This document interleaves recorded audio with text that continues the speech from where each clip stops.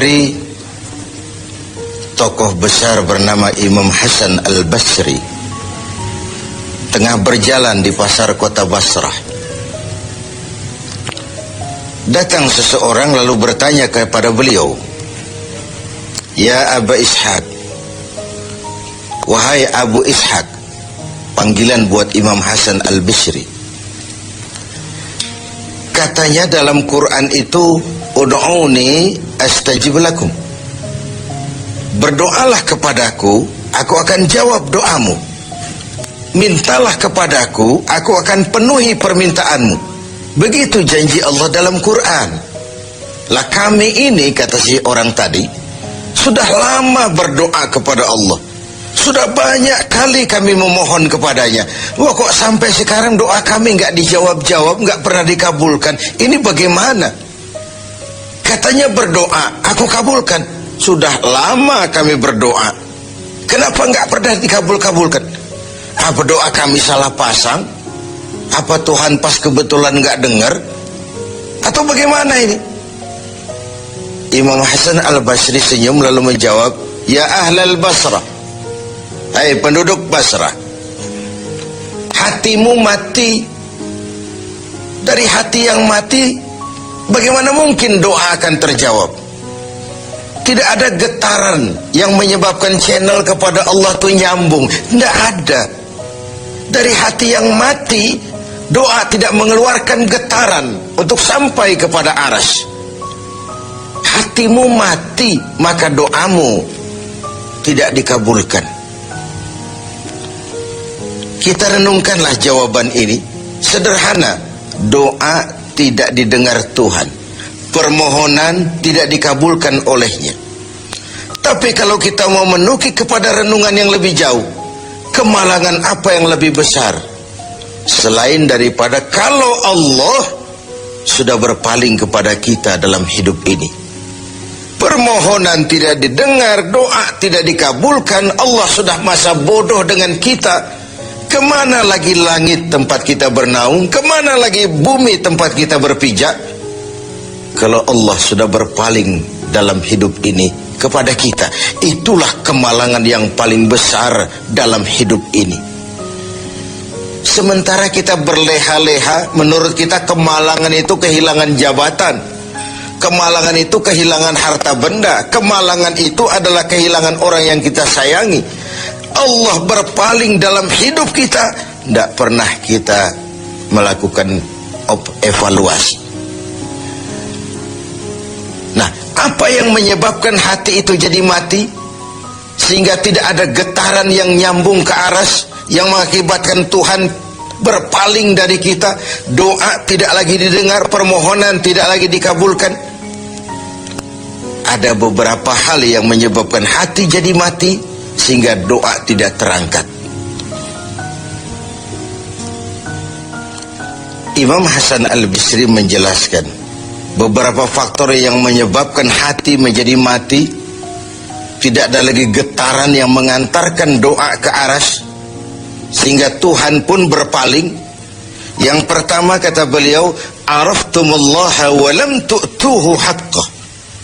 Kamu kenal Allah, tapi haknya untuk disembah, kewajibanmu untuk menyembah, tidak pernah kamu laksanakan. Bagaimana hati tidak jadi mati? Kenal. Siapa pencipta alam semesta? Allah. Siapa pencipta lautan, gunung, sungai? Allah. Siapa pencipta langit dan bumi? Allah. Siapa pengatur segala-galanya? Allah. Sholat apa tidak? Tergantung kebutuhan. Kamu kenal Allah, tapi haknya untuk disembah, kewajibanmu untuk menyembah, tidak pernah kamu laksanakan. Bukankah simpel bahwa Fatihah saja mengajarkan iyyaka na'budu wa iyyaka nasta'in? Hanya kepadamu kami menyembah dan hanya kepadamu kami mohon pertolongan. Tertibul kalimat, na'budu dulu baru nasta'in. Kalau na'budu terlaksana, nasta'innya pasti top chair. hanya kepadamu kami menyembah, hanya kepadamu kami mohon pertolongan. Kalau ibadah beres, pertolongan pasti datang, doa didengar, permohonan dikabulkan, munajat pun diterima. Kenapa? Nak budunya beres, maka nasta'innya nikmat. Tidak diajarkan kita iyyaka nasta'in wa iyyaka na'budu, tapi na'budu dulu, baru kemudian nasta'in. Kalau hati tidak mau mati, janganlah pengenalan kita kepada Allah tidak diiringi dengan pendekatan kita kepadanya. Bagaimana cara mendekat kepada Allah? Logika saja. Mau dekat dengan presiden, ikuti peraturan yang dibuat oleh protokolernya presiden. Mau dekat dengan gubernur, ikuti peraturan yang disusun oleh protokolnya gubernur. Tidak bisa mau dekat dengan gubernur bikin peraturan sendiri. Mau dekat dengan Allah bikin metode sendiri, dengan jalan ngelamun, duduk madep ngidul, bengong 4-5 jam, lalu mau dekat dengan Allah. Mau dekat dengan Allah, ikuti cara yang sudah diatur oleh Allah melalui utusan-utusannya, bukan dengan cara membuat sesuatu sendiri. Ini yang pertama. Lalu yang kedua, yang menyebabkan hati jadi mati, qara'tumul Qur'an walam ta'malu bih. Kamu baca Al-Quran, kamu dengungkan Al-Quran, kamu sanjung Al-Quran, walam ta'malu bih, tapi isinya, ajarannya tidak pernah kamu laksanakan. Isinya, ajarannya sering malah diinjak-injak. Bukankah kita hidup di satu zaman di mana tuntunan sudah menjadi tontonan, dan tontonan sering dianggap sebagai tuntunan? Bukankah kita hidup di satu masa di mana orang yang jujur dikhianati dan pengkhianat malah diberikan amanah? Bukankah zaman ini sudah terjadi pergeseran nilai yang sedemikian rupa? Kita baca Al-Quran, kita musabakohkan pula bacaannya, tapi isinya, ajarannya tidak pernah kita laksanakan, bahkan nyaris sering kita injak-injak.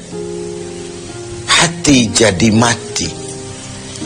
Sama dengan kalau kita dikirimi surat oleh seseorang yang sangat kita kagumi, kita baca surat itu siang malam, kita ceritakan kepada orang, saya dikirimi surat oleh orang yang sangat saya kagumi, tapi perintah yang ada dalam surat itu tidak pernah kita laksanakan. Saya percaya betul yang kirim surat mesti marah.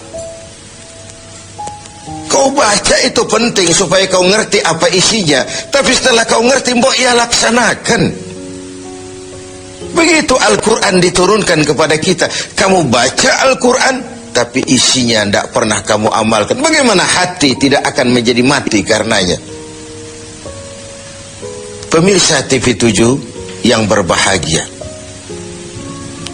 yang ketiga penyebab hati itu menjadi mati, akaltum ni'mata rabbikum walam tashkurulah. Kamu makan nikmat Tuhanmu tapi tidak pernah kamu bersyukur kepadanya. Ikan Tuhan di laut itu tiap hari diciduki, tapi Tuhannya diabaikan. Tidak pernah sesaat pun dalam hidup ini nikmat Allah pernah berhenti. Sejak kita bangun tidur sampai kita tidur kembali, bahkan tidur itu sendiri. Dari sekian nikmat yang kita tidak akan pernah sanggup menghitungnya, Tuhan cuma minta syukuri nikmat itu. Kalau kau syukuri, aku tambah. Kalau kau ingkar, azabku itu pedih.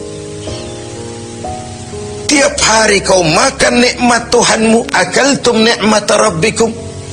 Kau makan nikmat dari Tuhanmu, walam tashkurulah, tapi kepadanya kamu tidak pernah bersyukur. Baik syukur dalam bentuk ucapan, lebih-lebih syukur dalam bentuk perbuatan. Karena kalau syukur ucapan semua bisa. Alhamdulillah, terima kasih Tuhan, puji syukur, terima kasih Tuhan. Tapi perbuatannya sering tidak sinkron dengan ucapannya. kalau saya diberikan harta oleh Allah, mulut saya tidak pernah berhenti, alhamdulillah Tuhan, terima kasih dikasih harta.